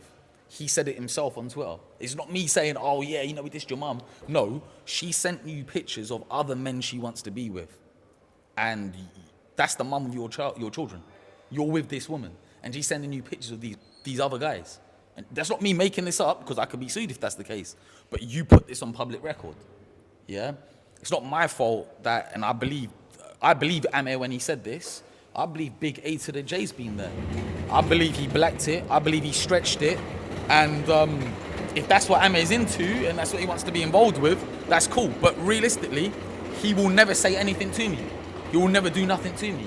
Like, there's not many men in the world that would allow someone to disrespect their family like that and do nothing about it. But that's the sort of person he is. In his own culture, he would be called a youth. In the real world, he would be called a cuck. There's a guy from Slough who's actually from the same area as Adam Azim called Umar Bullet Tooth Kayani. He's from Pakistan, born in Pakistan. He says these same things about him because I've got no issues with Pakistanis. I've actually got a lot of friends that are Pakistanis, but they even say it themselves that their own countryman in Amir Khan is a cuck. And what's the ideal scenario for you and the, Khan brothers? You said both of them, right? I'd slap the shit out of both of them. But what's the ideal scenario? Get them in the ring? Or is it beyond that? Obviously, does Khan want to get fucked up for free? Obviously not. He wants to get paid. Everyone wants to get paid. That's why he was trying to fight Manny Pacquiao. But obviously Pacquiao's gone down the WBC route now, and that leaves Amir without a dance partner. That's interesting. Obviously, I'm pretty sure his wife might have another dance partner, but yeah, for him to watch and sit there in the corner, that's what he's into. Well, make of that what you will. I know, you seem like a decent geezer here. Yeah? Obviously, you went to you boxed for Ellsfield, yeah. I boxed for Ellsfield. Proudly boxed for Ellsfield. Proudly, yeah. But how would you feel if you was in Khan's position? Like, you're sitting there and your wife's sending you pictures of other men and she's saying, I want to be with these guys. It's not for me. It's not for you, It's not for me. You'd have to end the relationship, right? 100%. I don't know if that's the case. You're saying it is the case. I don't know if that's the case. I'm not relating this to Amir Khan. I'm relating this to me. If you're asking me, that's not for me. No. Okay. And also, to touch on a point you said, I think it's important in this world nowadays for, if you're going to be a man, you've got to act like a man. So 100%. Across the board, that goes with everything. Like you said, someone, whatever word you want to call it, dishonours your family. Yeah. I don't play by them rules. Okay. In both directions. In terms of, if I've got a problem with you, it's between me and you. So you don't like family members getting drawn into it? I'm not playing that game. But and at the same time, if you was to bring my family into it, I agree with it. It's on site. That's real to me. The thing is, though, like, everything I've brought to public is based on public record information. Yeah. So it's like, you see a Bonnie Blue, for example. If she ends up having a child or whatever, and she's publicly saying this is her child, if he went to my school, I'm going to take the piss out of him. 100%. Yeah. I don't know if Tony would, but I would definitely would. And I know a lot of the lads in school would have done that. Yep. He's publicly gone on public record saying that his wife's sending pictures of other men. Yeah, that's a bit different. That is different. He's publicly said that. Yeah, that muddies the waters. But I guess what I mean is, like, for example, families aren't involved. Me and you are set to fight. Or we're not, whatever. But we got a personal problem, and suddenly I just start picking on your mum. Which is what his brother did. Yeah. But I believe it's because they've seen some podcasts I've done, they've sat down, they spoke about it, and the family got a little hump about me disrespecting them. But when I did say disrespecting them, everything I've said is based on stuff I've seen. And I'll tell you another thing I go to as well, the way I've sort of, over the last little few years, I guess, again, going back to this Warriors Code type thing, I'm also of the belief, if you insult my family, I don't need to insult your family. It's between me and you. Yeah, Does that make sense? I'll still take it out with you. Look, I've never dissed his mum. Yep. I respect his mum. I've never dissed his dad. I respect his dad. His dad must have been there for him when he was a kid, going to gyms and stuff like that. Something I never had. I never had a dad to do that for me, but he had that. But his brother decided to disrespect my mum. So obviously there's, what kind of a man would I be just to be like, oh yeah, cool, when I see you, let me shake your hand, you're my friend. No, you're not my friend. You're a joke. And you have to firm a slap for that. Yep. I'm with that. Yep, I agree with that completely. Tony, you've been quite quiet over here. I'm assuming you got some things to say. And you know what it is? I've got a lot of mutual friends with the Khan family as well, and they've just said, Tony, please don't get involved in it. So obviously I'm Team Patel, but in regards to the dishes and the cussing, I stay well. I've got a question for you, Tony. Oh, here we go. How would you feel if your girl sent you pictures of other men she wants to be with? How would you feel? I wouldn't be very happy about that, would I? Okay, would you still be with this girl? I don't think so. Okay, no. you don't think so? So you could still be with her? You really are a cunt. You know I'm that? just saying, what would you do in that position? Like, not many You men know, would. the whole drive up here, he does this to me all the time. She's fucking random. Here's the thing too, and I'm not putting you on the spot with this. You're friends with both. I think if you're friends with both, it's different anyway, right? It's a bit difficult. What I'm saying is, and it kind of touched on your point where you said about shaking, like he's dished your mum, and now you're going to shake it. I'm of the belief here that the enemy of my friend is my enemy. Do you see where I'm coming from? And I'm not saying that in this situation because you're friends with both. So that's not the same thing. Because if I'm friends with you and I'm friends with you and someone's got and you've got a problem with him, awkward, that's different. I'm talking about if I'm your friend, we don't know this man, you've got a problem with him, he meets me and wants to shake my hand, I'm on your side of the fence here. Of course, I don't play that game. And I feel like these days a lot of people do. A lot of people go, oh, it's nothing to do with me. What do you mean it ain't nothing to do with you? It is. You're me mate. You ain't. No, I'll say it now. I'm on principle. Yeah. We're like brothers. We're close. Yeah. Like, so if you've got a problem with him, you've got a problem with me. But in regards to the insults and stuff, don't get involved with. No, of course, I understand that because you're friends with both. But that's what I'm saying. I'm trying to be clear that that's not the situation. But like, you see where I'm coming from? If the situation comes up, I don't know this guy and he don't like you. Hold on. If it was to kick off with Prince, then obviously I'm involved. Yeah. Like, I'm not going to let them kick off with my little bro. Yeah. And I think, again, like I'll keep repeating myself, but this Warrior Code thing, I'm trying to bring this back. The person I got a problem with on... Well, we had this in Ghana. Yeah. So what was it? One of them tried to start a fight. We kicked off. So we ended up having a rock in the middle of Ghana. Stand with your friend, right? You Had to. You have to, yeah. But it's like, the person I've got a problem with as well is like, I don't like the way Eddie Hearn talks to fighters, the way he talks down to fighters. Now, I know he's not, people go, oh, he's not low for boxing. He's like, yes, he has, great. But that doesn't mean you can disrespect people in a way. He talks... He has a lot of power in boxing. He has an awful lot of power in boxing. But it's like, you know when he's talking to Chris Eubank the other week and he's talking down to him, I go, mate, if you went in a closed room with that man, you would be a little mouse in the corner kissing his feet. And you're there disrespecting him like that. I just go like... We live in a world where there's laws. And you can't just grab someone and start attacking them and stuff like that. That should you be able to? But I'm just saying, like, from like a... No, but Eddie, you're not brave enough to get in there. Do you see what I'm saying? I get what you're saying, but Eddie, I think he boxed for Billericay, The easiest way to deal with that, if someone talks down to you, talk down to him back. Yeah. Whatever he does to you, do back. You don't have to take it to the next extent. You don't have to get violent. I like to bring the same energy someone does with me. So, like, I'll give you an example. There was someone who come to the gym a couple of weeks ago, goes by the name of Spencer 4 Rounds Firon. Don't know if you know who he is. But I had to call him out to his face and say, look, you're a bitch. What happened was, in 2019, I don't forget things. So in 2019, that's why I would never be able to allow what happened to Amir Khan happen to me, because I would never be able to forget that. Do you know what I mean? So he made some comments about me in an interview. Basically said my name ain't even worth the breath of someone saying it, all this sort of bullshit, trying to say that I fought nobodies and all this sort of stuff, and discrediting me. Do you know what's funny? Everybody keeps saying you fought nobodies, but it's only because you look at the British boxing bubble. There's a world of fighters out there. With So I basically... Sorry, just to cut in there as well. I think it's important as well. Like, just because you don't know someone's name, it doesn't mean they can't fight, does it? 100%. You know what I'm saying? Look at Rigondeaux. Rigondeaux at one point was considered pound for pound one of the best fighters in the world. But would the Joe Blogs know who he is? Would the people in the bar, they won't know who he is? Do you know what I'm saying? So it's like, that's a phenomenal fighter. Just because no one knows who he is doesn't mean he ain't one of the best out there. I think he was the lineal bantamweight world champion as well, or super bantam. But what I was saying about Spencer Firon was he disrespected me. Badou Jack was in the gym, and then once Badou Jack had finished, he's looking for the next bit of prey that he can come up to and start bum licking. Then he looked around the gym and he saw I might have been the biggest name, and then thought, I'm going to come up to you now and try and say hello. So I just told him, look, go away. Like, you can't say hello to me. I don't like you. Don't touch me. Go away. And then he was like, oh, why are you being like this? And I had to say, look, you can't chat shit about me on the interview and then act like we're friends. That's what bitches do. Like you can't do that.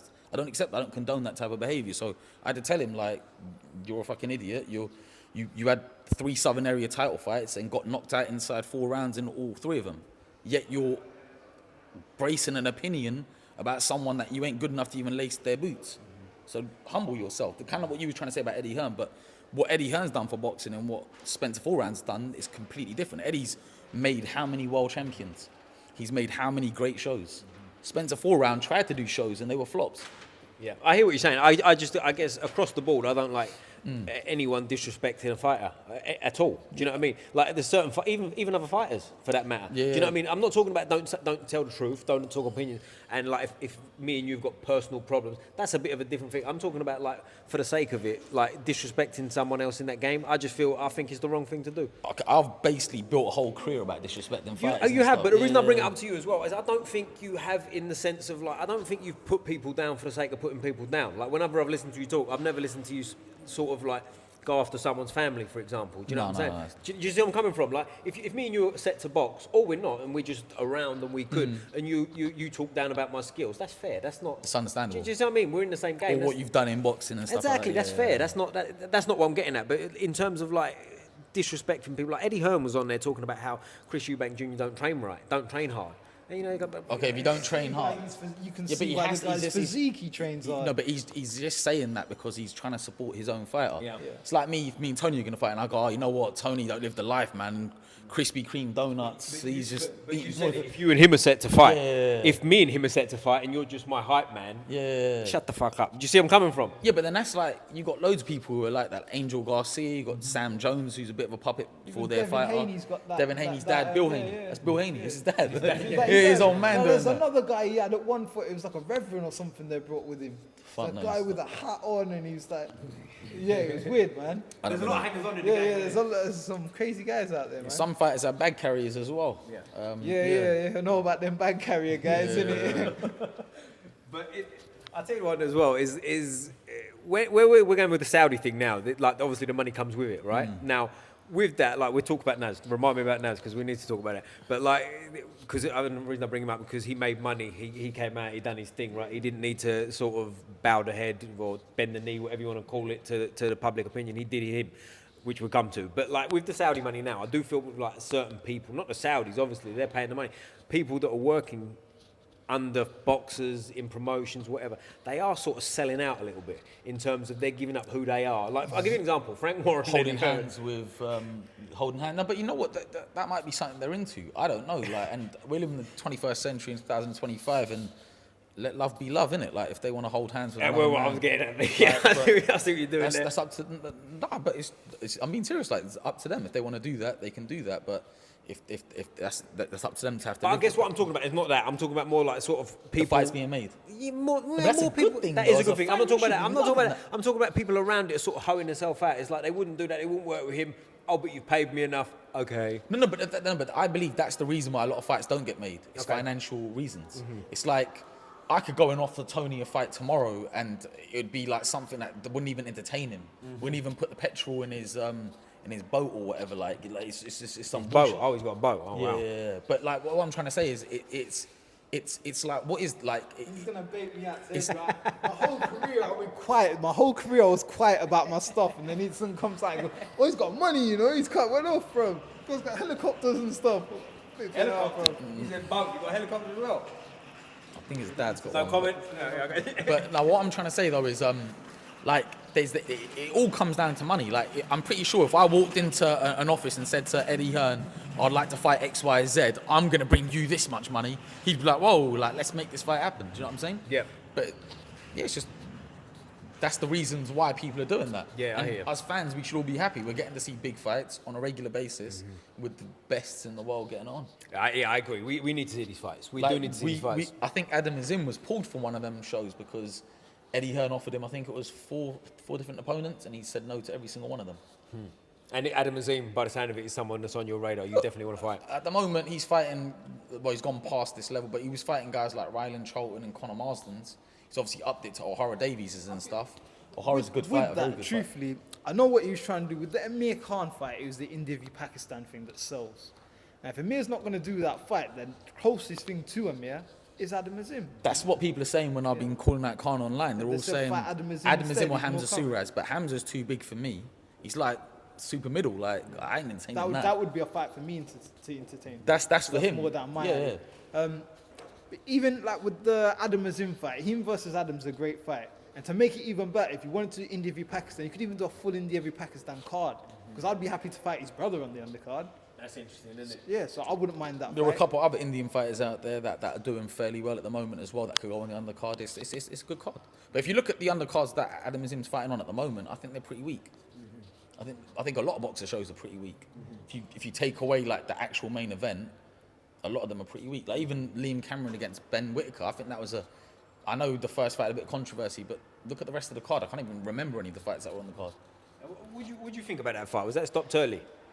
Yeah, 100%. I think it was stopped 100%. early, man. Howard Foster was the judge. Howard Foster, yeah. Shout out Howard Foster. Yeah. But he, I think it was going one way. I'm not criticising overly because it did look like it was going right, but he was getting the better of him completely this time, and he was hurting him with his shots and stuff like that. But I've also got a problem with him as well. The way he runs over to the corner after. That to me, I'm not into that, man. I don't like that. You won. Just bow your head and get back to your fucking corner. You know? I think the corner should bow their heads to him. You think so? He just slayed your fighter. Yeah, okay. But does he need to run over and stick his head? He got a slap for his trouble as well, didn't he? Yeah, I think he got a little. I think he got like I might have got the little finger on the end. But to be honest, look, I like Ben Whittaker. Like he's doing what he wants to do. He's enjoying himself while doing it. He actually, at the Haringey Box Cup in 2015, come up to me and asked for a picture. Did he? That's actually the truth, yeah. But because he saw what the sort of like showmanship I was bringing, and he doing it himself, and he's probably doing it on a lot better scale than I was doing it on. Yeah. Well, it's interesting. It's really like I see. I was a big fan of him, and then after I saw that, just call me strange or odd or whatever. I look at it and go, I can't fuck with you now. I like all that stuff though because we're talking about that. Yeah. I like that. Like, like Chris Eubanks Senior, talking about the guy you mentioned a lot, used to say like, if you're not in the back pages of the newspapers, no one gives a fuck about you. Yeah. And the back pages were the sports pages. So you want to do things that get people talking. And Ben Whittaker's going about it the right way. He's got one of the largest social media followings of a boxer in the UK. Yeah. He's doing well. I respect that. I'm proud that he's doing that. And he asked you for a photo, so like he's forever your fanboy, is it? I might live off that, but no, he's done well. He's done well. Yeah, Obviously, done well, I've technically achieved more than him in the world of boxing. Let's just hit it where it is, with no backing. He will go on to do He's stuff. got the skills, he's got the technique, he's got... He's got. He the ticks full every package, box. yeah, He looks decent. He's got good height on him. He can go up a weight. He can do quite a lot. He could probably go up a couple of ways, can't he, with the frame on him? Do you know what I mean? With the 100%. But when you're talking about these cards on Boxer and stuff, though, they're weak cards. Like, you got Flabby Clark. Like, who cares about Fraser Clark? Who really and truly, who cares? What, fighting Ebenezer Tete, who Daniel Dubois decapitated in a round?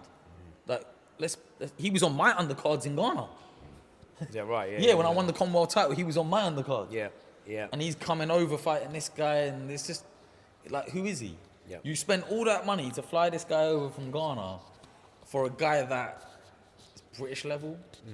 Yeah, I hear you. We'll come on to this because I want to hear you. I want to hear you rant on some stuff because I'm liable to go and rant some things too. So we're like compare notes and whatnot. But before that, I want to speak to my mate over here about the great Nassim Hamid. Like, what was that like? And what's that situation? I'll be honest. See, with this, I didn't really want to go into too much because I didn't want to live in someone's shadow. Yeah, I got you. We can leave it completely if you want, mate. So, no so issue. what I think is that he's a good friend of mine. Still is a good friend of mine. I don't really deal too much with him anymore, but wish him the best. And obviously, I've pursued on to do my own thing. It's my identity, what I wanted to represent in boxing. You don't want to be Naz's boy, so to speak. I don't want to live in someone's shadow. Yeah. A lot of people come up off their dad's name, come off of another man's name.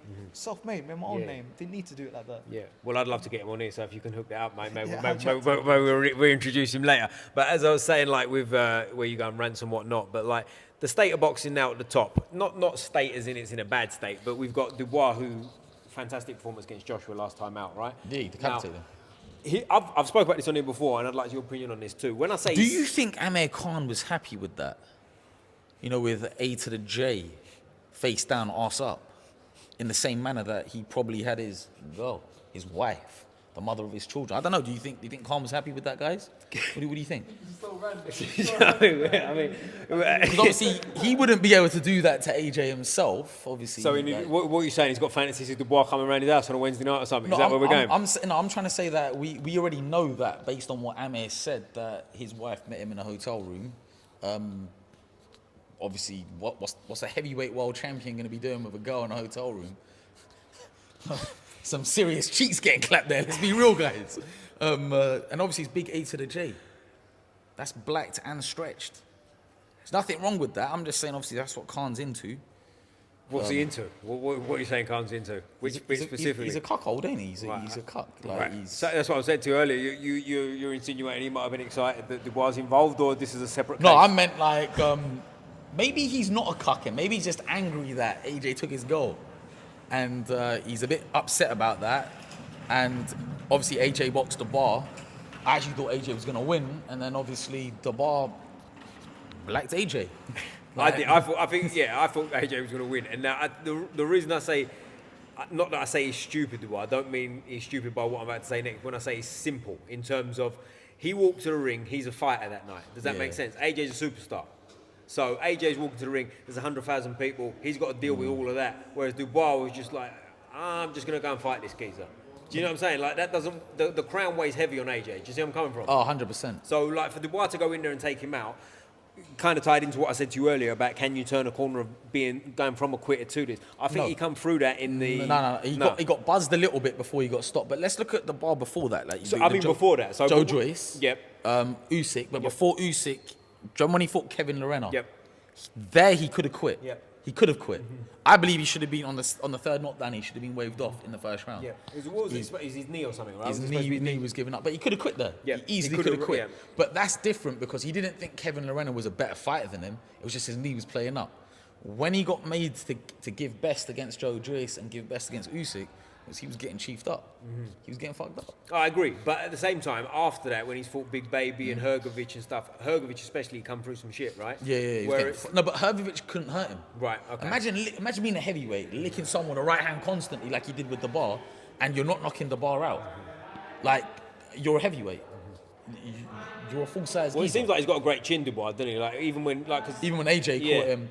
But if you've got such a great chin, why are you yielding against But two that's what I'm geezers saying. with a jab? It's more of a mental thing. I think mental it's a thing, mental yeah. thing. It's not because he didn't get flattened, did he? Do you know what I mean? But let's be real. If you're going to get paid a couple million, or in his case, 5 million or something, maybe when he fought Usyk or something, or the rematch might be 5 million or something. Must have got a couple million when he went Poland to fight him.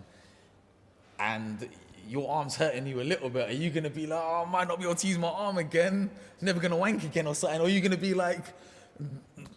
Interesting. That's where his brain went straight away, right? But are you going to be thinking that? Like, are you going to be thinking like, oh, my eyes hurting, oh, no, what if I can't see? But I've got like a paycheck of 4.5 million coming in. Let me just, I've made it. I don't need this. Like, that's what he's probably thinking. He's probably thinking. When you get comfortable financially, the hunger goes. It's like Mike Tyson said. Like he was his runs. He was changing the distances. He was doing shorter runs. He was just stopping them halfway through. He couldn't be bothered training. Yeah. And he's probably making in the late 80s and early 90s, he was probably making a shitload of money. Mental money. Yeah, that's what I'm trying to say. Like, we come to Mike Tyson as well because that's an interesting case. Like my opinion, and I'd like yours later. Whether I think in his prime he was the greatest heavyweight that ever graced the boxing ring for a very short window of time. I would say he was the most exciting. Yeah. I wouldn't say the best. Yeah. I believe stylistically, the guys he was fighting were good for him. Yeah. If you took a prime Lennox Lewis or prime he would have struggled, Muhammad Ali, someone who could move well like Ali and stuff, it wouldn't have been as easy to pin him down and be able to unleash on him. I think with Ali and Lewis, the two examples you gave, I think they would have been not easy fights, that's a silly thing to say, but more straightforward fights for Tyson. And the reason I'd say that is because Muhammad Ali had trouble with Joe Frazier. I believe Tyson beats Muhammad Ali. Yeah. I believe that. I think he had trouble with Joe Frazier. I think he had trouble with that style, and he was better than Joe Frazier. You've got to think Tyson's best punch was the left hook, was one that clocked Ali. Frazier's left hook. And yeah, but Tyson's, Frazier's more consistent with his pressure. Tyson's in bursts. But have you noticed The shots that normally knock guy out is the quick little 1-2 snap. Yeah. It's gone. Those are the ones that catch you. Because look at Pacquiao. It's Yeah. just dive in with the quick sharp blow. Okay, look at George Foreman though. George Foreman generates more power than Mike Tyson. But slow. Yeah, but you still got to firm the power. You have, yeah. And You he have. did. He just a rope it over. But you know as well, like if I know you hit hard and I can do Yeah. that, Embrace and it, embrace I'm it. okay. Versus I don't know it's coming, it catches me on the chin. I'm in a lot more trouble, right? Well, I'm pretty sure Amir Khan knows AJ hits very hard, and I'm pretty sure if he braced himself, he would still get decapitated. Yes, Just like he has done But we're in talking 5 of his 6 losses. we're talking about different size of men now, right? I mean, Yeah. we're putting the foot on Emir Khan here, Do aren't you we? think his wife braced for the driving that AJ was doing, the thrusting? Do you think she could brace for that? Do you think she was the same? I'm just saying. Mate, I don't cut anything. I don't trim do these on the you think You say what you she like was on the this. same after that? The driving, that big A to the J was given, thrusting. I'm pretty sure he could thrust a heavy amount of weight. I could thrust over 300 kilos, and I'm just a normal sized guy. Big A to the J can definitely do over 300 kilos in a thrust. I'm pretty sure of that. How much can Dubois do? I don't know. I don't know if she'd be into the bar though, you know. Like AJ's a bit more aesthetically good looking than the bar, and Please don't take shots at another big black guy. no, I'm not All taking the shots at time. the. We actually trained together at Del Youth. I'm alright with Daniel Oh, DeBar. thank goodness. His dad's Always- a cool guy. Always trying to cool big black guys down. So please just let him go. He doesn't know what he's saying, man. But nah, just saying, like, obviously, think of the thrust power on big A to the J. We better move on from this one a bit lively, right? We're talking about men thrusting each other now. Let's get this party back on track. So if we talk about now for AJ, right, for example, there's many fighters, but AJ obviously probably the most high profile that's not got a fight planned at the moment. I think he's been dealing with some injuries. Obviously the most devastating loss in a lot of ways in his career, his last one, right? Does he come back from this? Do we see him like up there again, or does he become one of them ones like, not a sad story because he's got all the achievements, he's financially secure by all accounts, and he's had a great career, whatever you You're say. saying, does he keep fighting? And Does get he beaten? keep fighting? Does he become that guy that ends his career on knockout?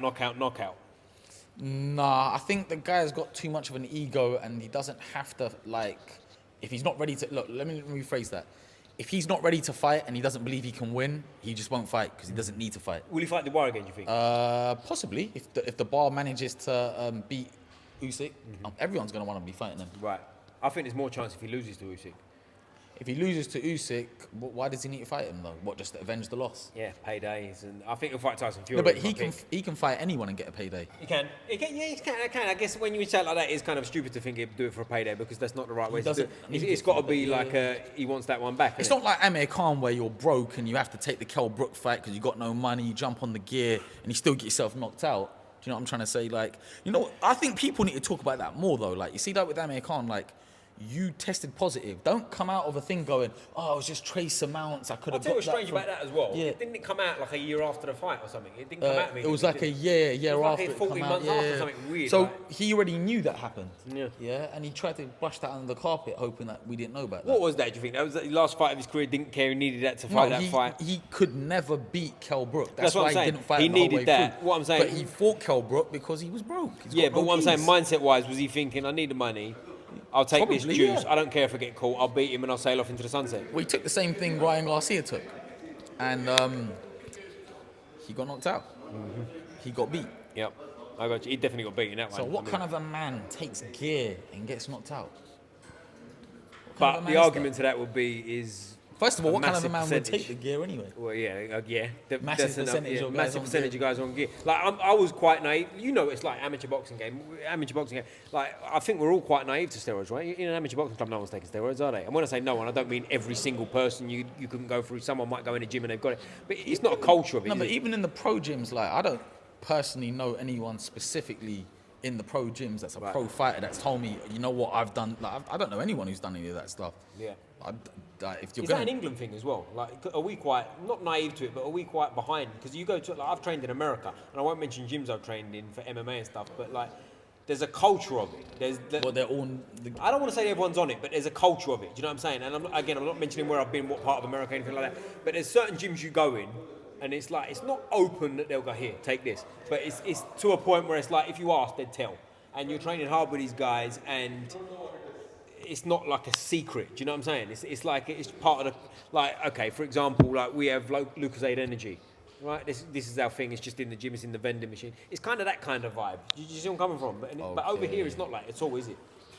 I don't know, man. Like, if you're taking gear, like it's cheating, man. I think I've never like I tell you what I feel as well about that kind of stuff. Is as you get older, like we're all in our 30s now, right? Yeah. But like I don't know about you, like I feel great. I don't feel any older. Do you? I don't feel any. I still feel like I'm in my 20s. I feel stressed out with a mate like him. Yeah, well, I would too. I'm getting stressed as we go. But he's like I don't feel older, and I'm a big on like. Well, your test levels drop when you're 30 and stuff like that. I don't believe that. I think I don't case feel by mine case. as. I'm So- still a 10 time a night kind of guy. All right. Okay. Cool. That's what Very I'm good. trying to say, Very good. But it's the way I feel is like I live clean. I don't drink. I don't drug. I don't do any of that nonsense. And I still feel young. I feel like people to tie that into steroids, they shrivel, don't they? You know what I mean? Like I won't mention who he is, but he knows who he is. One of my mates we sparred with fairly recently, and he's about 20 kilos heavier than when he was a good boxer.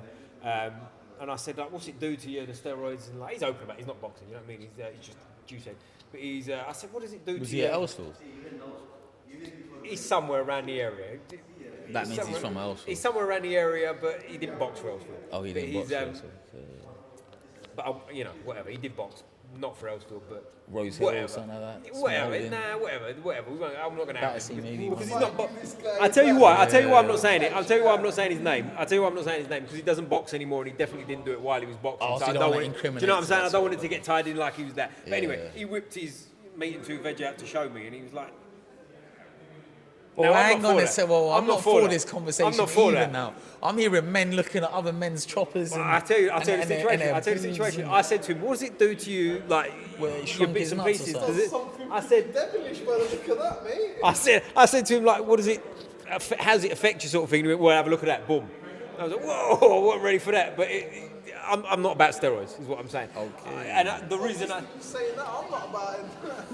you're what? I'm not about that, mate. So with going forward, like past 40, if you've been on steroids, that's where I think people get like old. Do you know what I'm saying? I think that can take your body out. And we see fighters that get older, that are getting knocked out. I'm not saying they've been on steroids, but we know fighters that have been on steroids that get older and get knocked out. Now, the big one would be like always the rumours were about was Pacquiao, right? Pacquiao was the one. And like as he got older in his career, like performances weren't the same, were they?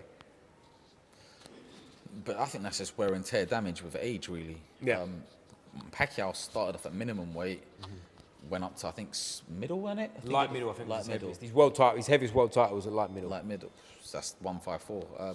Big. Yeah, it's big. It's big. But look, Pacquiao's a world-class athlete, world-class fighter. Yeah. If he was on the gear, then obviously it takes away his credit for what he's done. But he's never been caught with anything. So he's not like Amir Khan, someone who's been caught and knocked out. Do you know what I mean? So I just give Pacquiao his credit. You know, like he's a world-class athlete. He's proven it, and I think he holds the most weight world champion as a man. So you know what, respect to him. What do you think about him coming back? I was going to say that he didn't look great in one of his exhibitions he done, but the guy was really tall though, so it makes it difficult. But He didn't look good in himself though, did he? The way he's bouncing, he looked off balance and shit. look, I don't know if he's struggling financially or something, but good luck to him. It's hard to see like legends, guys that you used to look up to as a kid, getting beaten up badly. So fingers crossed he can come out of that in good terms. Yeah, I got you. Shout out to the Pac-Man. I was going to say to the Pacquiao, to the Pac-Man. But like going forward, chaps, like what's coming up for you? Like you got nothing lined up, you said to me, but like what's the near future? They're just enjoying life, really. I don't have to work. I don't have to do anything like that. I'm quite blessed in that aspect. I'd like to push for a big fight. I think Adam Azim's a big fight. I think minus O'Hara Davies, I don't really think he's beaten anyone. I think the guy he fought in his last fight was a world champion over 10 years ago, like in 2014 or something. I've been a pro only 10 years, so this guy was a world champion longer than I've been pro. I believe if you look at the box rep rankings, like we're both in the top 50. You look at the UK rankings, both in the top 5. It's a good fight to make. I believe it's a big fight. I know he's reading Harry Potter books. He said himself, this is something he put out to try and work on his English. And obviously English is his first language, but he's trying to work on his English. I respect that. You know, I'm a Harry Potter fan myself. I would have been in Slytherin house. He would have probably been Gryffindor. Or maybe he's more of a Hufflepuff, like, you know, a side man, something like that. Or Stays in the Ravenclaw. background, don't get Yeah, involved. stays in the background, don't get involved. But obviously he's reading Harry Potter to work on his English. if they want a fiery press conference, he actually said that. Yeah, He actually said that. That's the reason I mentioned it. If they want a fiery press conference and someone that could really bring the best English out of him, I think that's me. Boom. Let's get that one on. And how about you, Mr. Tony Montana? What's next for you, mate? If that happens, then I think me fighting his brother on the undercard would be brilliant. Ooh, is So that both okay? on one night. Okay. I think another great fight is either me versus Hamza Shiraz. I know he just fell short of a world title. If you wanted to do the WBA gold and India v Pakistan world title fight, that's a massive fight. That would be something I'd be interested in. And obviously I've always been calling out Niraj Goyat, but he's too scared to face me. He sees the message, he don't reply. He's terrified. Strict to the account. That's an interesting move, isn't it, for someone to do? That's strange. At the minute, there's a lot of conflict in India. He's got like a lot of Indians behind him. Obviously, losing to a Sikh guy, he'd feel embarrassed. Right. Okay. So He's that would be. currently calling out an influencer that's like does like a YouTuber. Who's that? He's got like 9 million followers on Instagram. He's just trying to like. But he's supposed to be a legit Actually, pro. I think the guy was on Big Boss. He was on Big Brother. Yeah. The guy he's calling out. So this guy is supposed to be a legit pro. Why are you fighting influencers as a legit pro? because he knows he's not at that level. Well, let's just get this flipping little onion breath guy in the ring and I agree with slap that. the I flipping agree with that Japati off him, completely. man. He wants to fight him. I'm willing to fight him. Everyone wants to fight this guy because we know he's a fake fighter. He's a fraud to boxing, and it's an embarrassment, really. So let's get these fights on, chaps. But boys, listen, this has been great. I really appreciate both of you doing this. Having us on, No, thank you. Before I finish, I don't know if you've seen any of these. I always ask the most important question of the day. This decides whether we stay friends or I just put you in the bracket of, yeah, I know him. So we go for that. Which football team you support? Brentford. Which football team you support? Don't actually watch football. Chelsea, very good. Well done. He's got the right answer. My guy, top man. Brentford, never mind. Come back again. I always finish with a fist up like this, chaps. Squeeze the neck. Boom!